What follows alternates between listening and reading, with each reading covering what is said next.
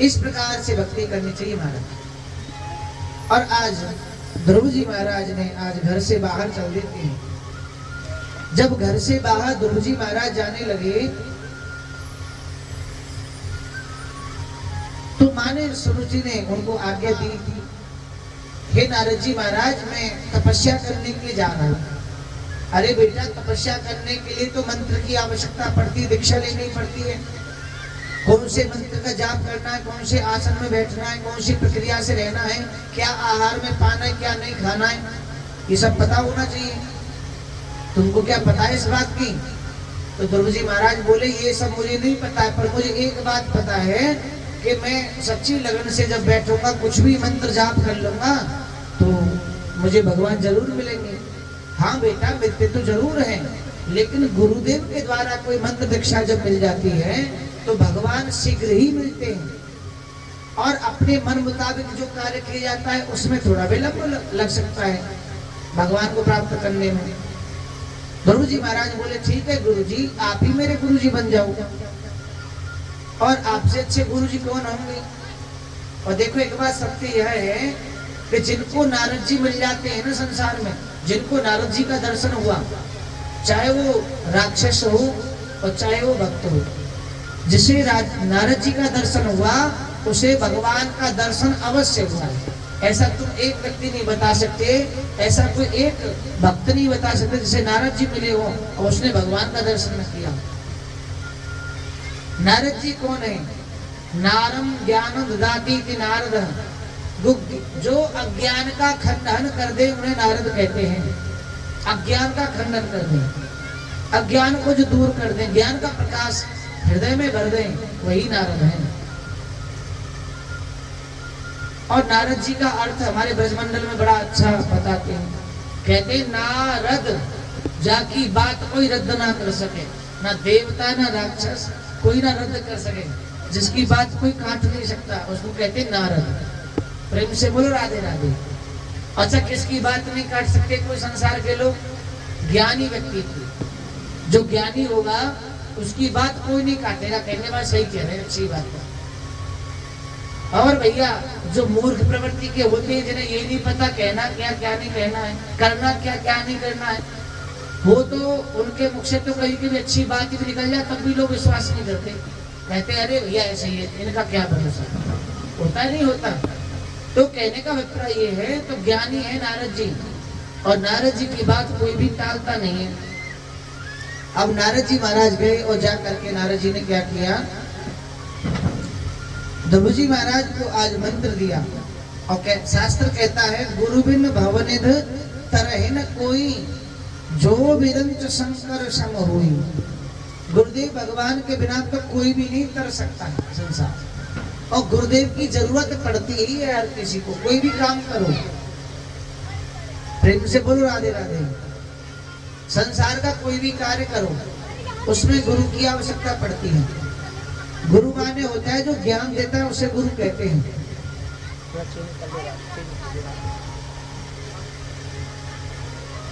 गुरु की आवश्यकता पड़ती ही है, चाहे संसार में कोई भी व्यक्ति हो। जैसे आपने खाना बनाना सीखा तब भी तो किसी गुरु की आवश्यकता पड़ती कि नहीं पड़ी थी, और आपने मोटरसाइकिल चलाना सीखा तब भी गुरुदेव की आवश्यकता पड़ी, और तुमने कार चलाना सीखा तब भी गुरुदेव की आवश्यकता पड़ी। और तो सुनिए, जब तुम फैक्ट्री में कंपनी में जाते हो, वहां जाकर के पहले तुम्हें कुछ नहीं आता, हेल्पर में जाते हो, कुछ नहीं आता, कंपनी वाले पूछते कुछ कभी काम किया है? नहीं किया जी।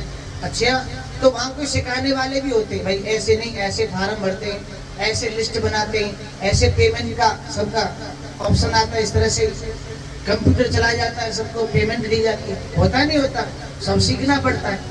हेल्पर माने खाली जो कुछ नहीं जानते, उनको वहां जाके ट्रेंड हो जाते हैं। जो हेल्पर की नौकरी पे जाते हैं 8,000 की 10,000 की, एक समय ऐसा आता है उसी कंपनी में उनको 5 लाख तक की भी सैलरी प्राप्त होती है महीने के, और उसी कंपनी में किसी को 8,000 मिलते हैं, 10,000 मिलते हैं। तो ज्ञान के द्वारा व्यक्ति की इनकम बढ़ जाती है।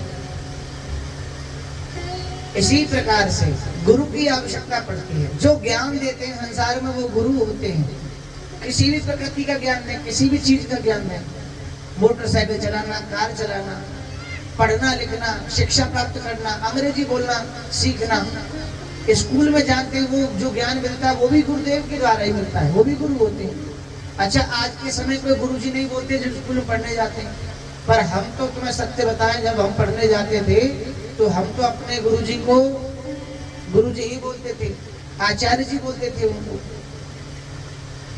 तो कहने का अभिप्राय है भैया वो ज्ञान देने वाले हैं, गुरु हैं। और इस प्रकार से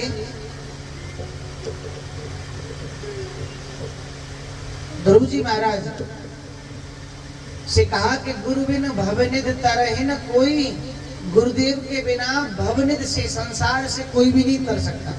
जैसे नाव में अगर बैठ जाए, समुद्र में नाव चल रही हो नदी में, तो एक मल्लाह की आवश्यकता होती पार लगाने के लिए, ऐसे ही इस भवसागर से पार लगाने के लिए हमें सतगुरु की आवश्यकता पड़ती है महाराज। सतगुरु जब जीवन में आते हैं तब हम कर पाते हैं, वरना करने वाले ही नहीं है। एक होते हैं सदगुरु, एक होते हैं गुरु। जो ज्ञान देते हैं उन्हें गुरुदेव कहते हैं, और जो संसार से भगवान को मिलाने का काम करते हैं, जीव को परमात्मा से जो जोड़ने का कार्य करते हैं, उनको सदगुरु कहते हैं। गुरु वृंदावन बिहारी लाल की, जो भगवान से मिला दे वो गुरु है, जो गुरु दीक्षा दें। और तो नारद जी से आज गुरु दीक्षा ली, और गुरु दीक्षा लेने के बाद पूछा, बेटा जरा ये बताओ, तो ये जो तुम जा रहे हो और तुम्हें वहां खाने के लिए क्या मिलेगा, क्या खाओगे, क्या पियोगे? तुम्हारी माँ तो वहां नहीं विद्यमान रहेगी, विराजमान तो नहीं रहेगी जो तुम्हें खाना खिलाएगी अपने हाथों से, अभी तुम छोटे ही तो हो। अच्छा, नारद जी ने कुछ परीक्षा लेने का भी प्रयास किया, ये ऐसे ही आगे तपस्या करने के लिए, या कुछ इन्हें ज्ञान भी है तो प्रयास किया। बेटा तुम्हारी तो उम्र ही छोटी है, भजन करने की उम्र थोड़ी है 5 साल की।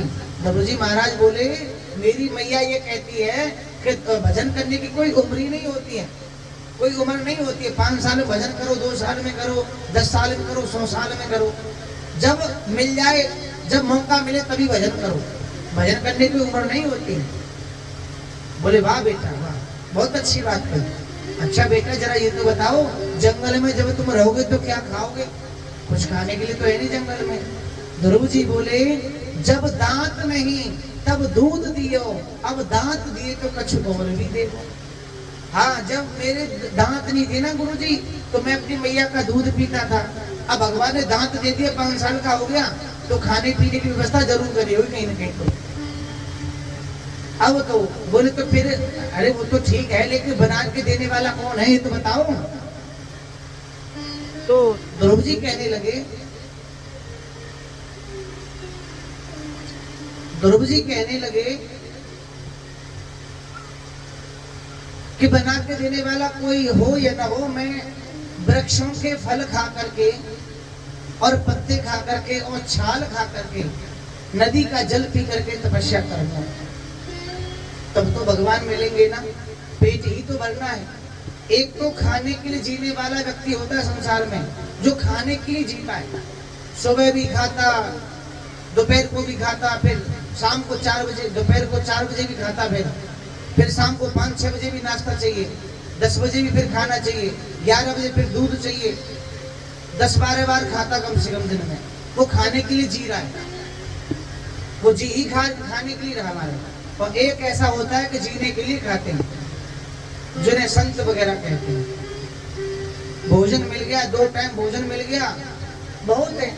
सुबह चाय नाश्ता मिल गया तो ठीक है, नहीं तो कोई बात नहीं, भोजन ही काफी है, जल पी लिया सबसे बढ़िया। तो जीने के लिए खाने वाला जो व्यक्ति है, यानी आहार संतुष्टि से जो करने वाला है, आहार कम करने वाला है, भजन ज्यादा करने वाला है, कर्म ज्यादा करने वाला है, ऐसा व्यक्ति श्रेष्ठ होता है और लंबी उम्र तक जीता है। और जो भैया खाने पे ध्यान देता है हरदम, तो उसका शरीर फूलता चला जाता है, और एक समय ऐसा आता है कि आलस्य शरीर में भर जाता है, और आलस्य के कारण वह अपने घर के कामकाज भी नहीं कर पाता है। ऐसी स्थिति हो जाती है। इसलिए आहार सदैव कम करो, थोड़ा कम करो। ज्यादा कम न कर सके तो कम करें। नारद जी महाराज ने आज मंत्र दिया, 12 अक्षर मंत्र दिया।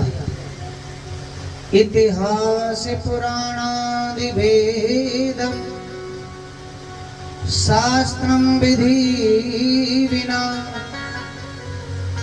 केवला हेतु की भक्ति रोत्पात एवं केवलम। नारद जी ने आज उनको 12 अक्षर मंत्र दिया। ओम नमो भगवते वासुदेवाय। इस मंत्र को जैसे ही नारद जी ने दिया और उस मंत्र का आज उच्चारण करने लगे और उस मंत्र का जाप करने लगे। सुखासन पर बैठ गए ध्रुव जी महाराज और आज मंत्र का जाप कर रहे हैं। आइए हम और आप भी करते हैं। ओम नमो भगवते वासुदेवाय। ओम नमो भगवते वासुदेवाय। ओम नमो भगवते वासुदेवाय। ओम नमो भगवते वासुदेवाय। ताली बजा करके वासुदेवाय मेरो नंद नंदनाय। वासुदेवाय मेरो नंद नंदनाय।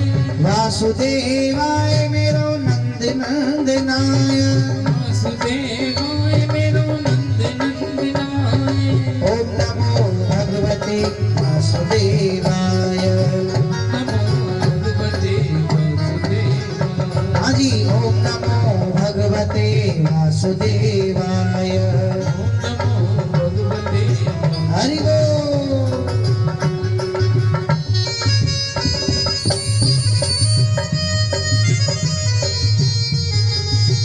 जय हो।